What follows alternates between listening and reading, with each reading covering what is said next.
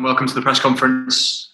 We've turned recording on for all broadcasters now, and we're going to start with Andy Sixsmith at Premier League Productions. Morning, Steve. How are you doing? I'm okay. How are you? Not so bad, not so bad. Just quickly, I hate to ask, as ever, it seems to be the case at every single press conference this season, injuries. How are things looking? What are you going to say? Takeover? I thought I'd give you a bit of respite today. That put me on the back foot. Yeah, I mean, it's look, we're without 7, possibly 8. 5 of them are centre backs, which is just ridiculous.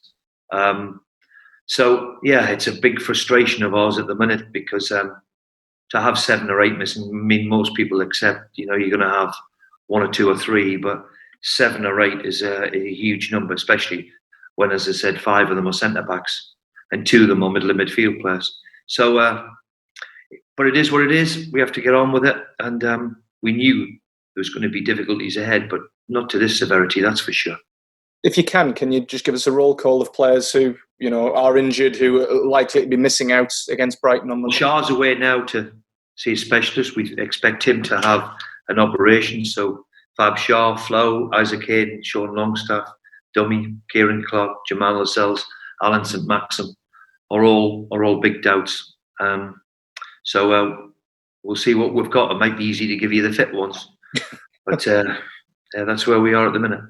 Does the way that they happened against Spurs, not the fact that it was 1 injury, it was 3 at the same time on that evening, does that kind of sum up Newcastle United this season when it comes down to injuries?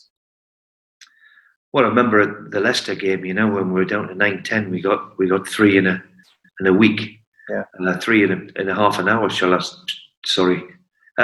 Look, when something happens like happens to Fab Shah, there's nothing you can do about it.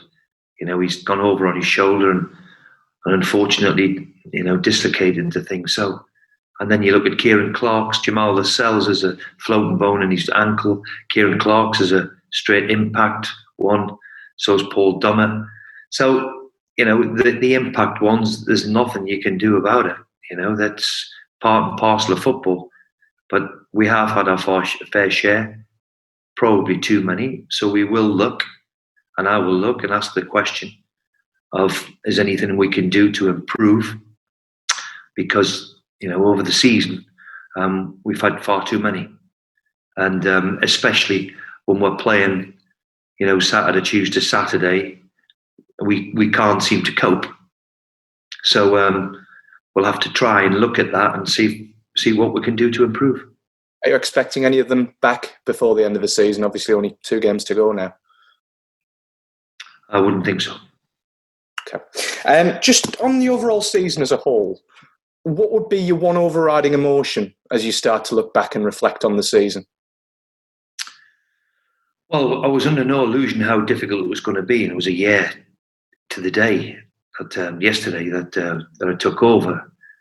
To think that we're still playing now, we've got two games, has not been easy.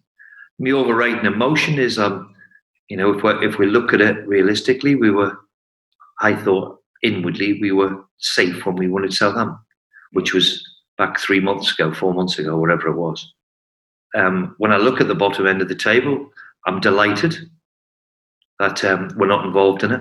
And when I look at the quality of some of the teams down there, then we have to be realistic, and also there's 2 or 3 teams above us who we still could possibly catch.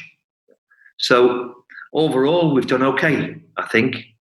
And as I said, my aim now is to keep trying to move the club forward, and we'll see where that takes us. Obviously, the news coming out over the last couple of days or so that fans will be back in, or hopefully, fingers crossed, be back in the stadium by October. How do you think the team have handled it, and how much are you personally just looking forward to seeing supporters if they should get back? It's amazing what we get used to. Some 4 or 5 weeks ago, when we were all starting, we all, even people who came into the ground, reporters, of how eerie it is and how different it is. And if we ever needed reminders how much supporters are appreciated, we just have to look at the difficulties over the last few weeks.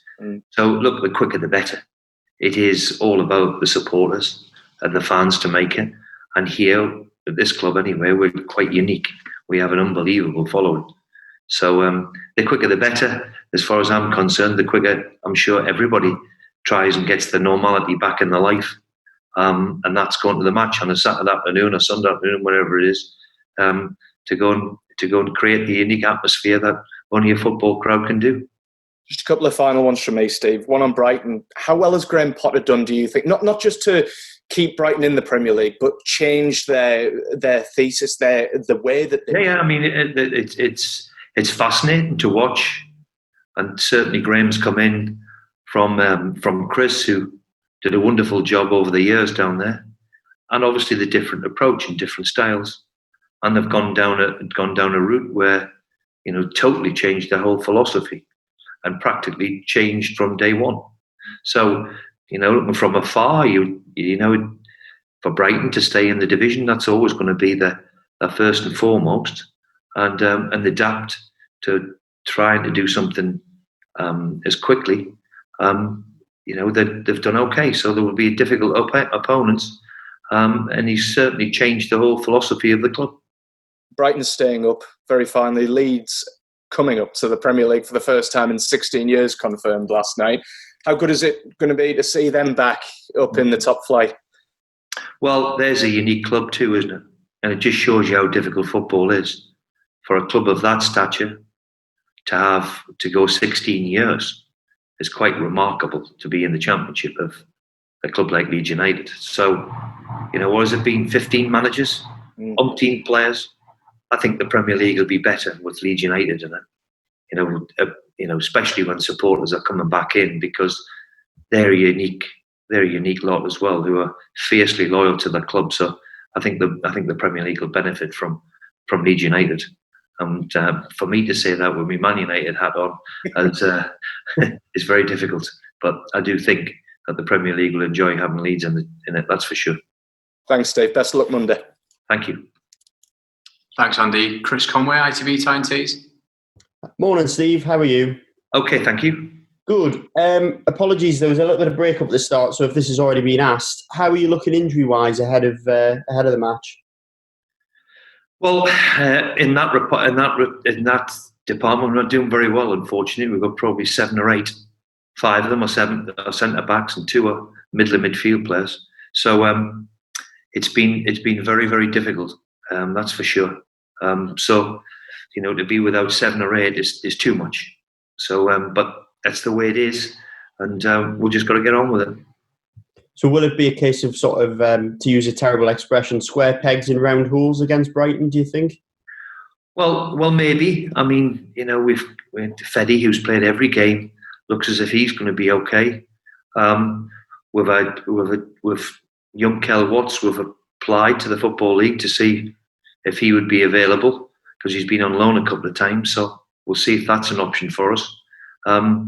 And we'll have to just get on with it. It's quite simple, 5 of them to be centre backs and a list of 8 is ridiculous, but that's the way we are. So what can we do?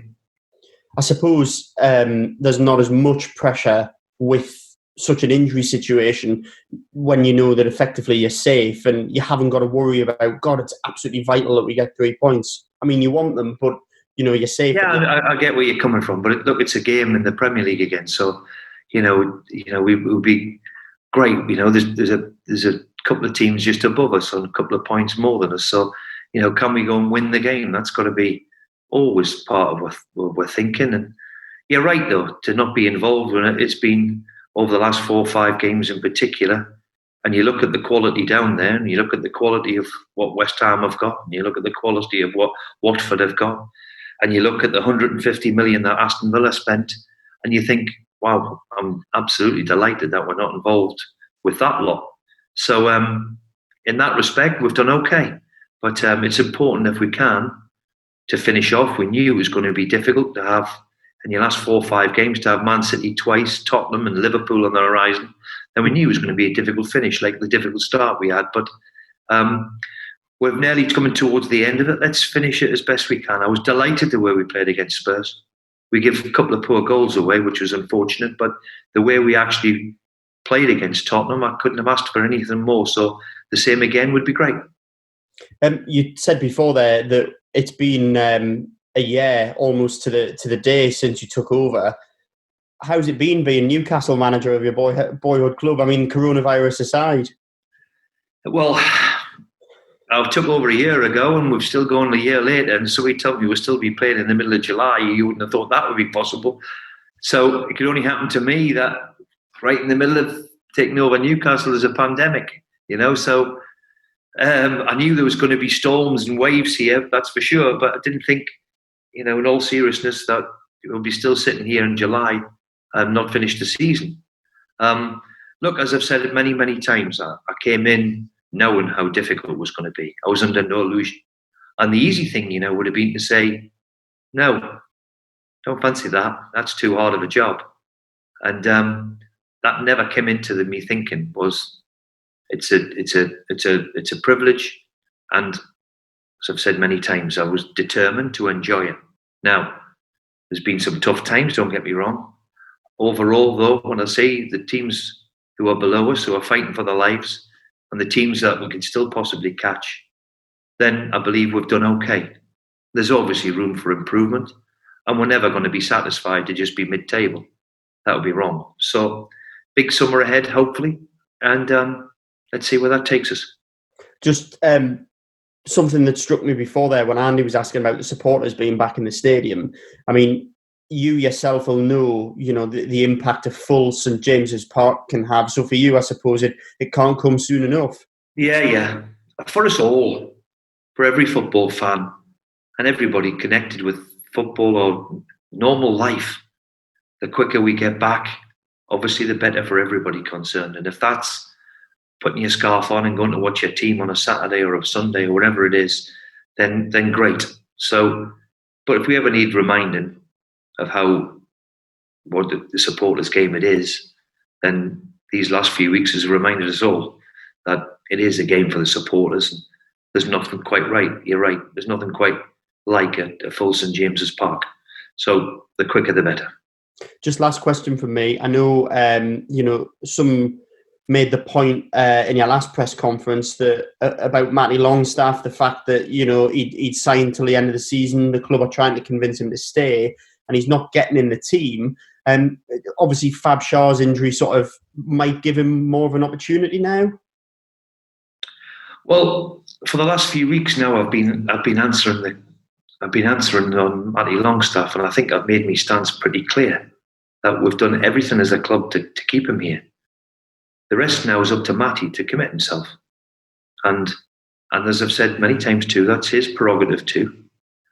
But we think a lot of him. His progress was being fantastic up until Christmas. And then, of course, it's got into, for me, far too long in negotiations, if that's the way it is. And, of course, then, football shut down for 3 months, 4 months. So, it's certainly now up to Matty. We can only ask that question and see. Obviously, in the next week or so, we'll find out whether he's going to stay or he's going to move on. I mean, he's shown what he can do. You would be disappointed to see him go. Look, I put him in. Of course I would. I put him into the team and give him his debut. And as I said, his progress was fine up until Christmas. And then, unfortunately, with the pandemic and then the constant speculation of is he staying or is he not, and negotiations, I think and that's only going to be normal. He's a young lad, but I hope he stays. I've made that pretty obvious. The club has made him a great offer. Let's see what he wants to do.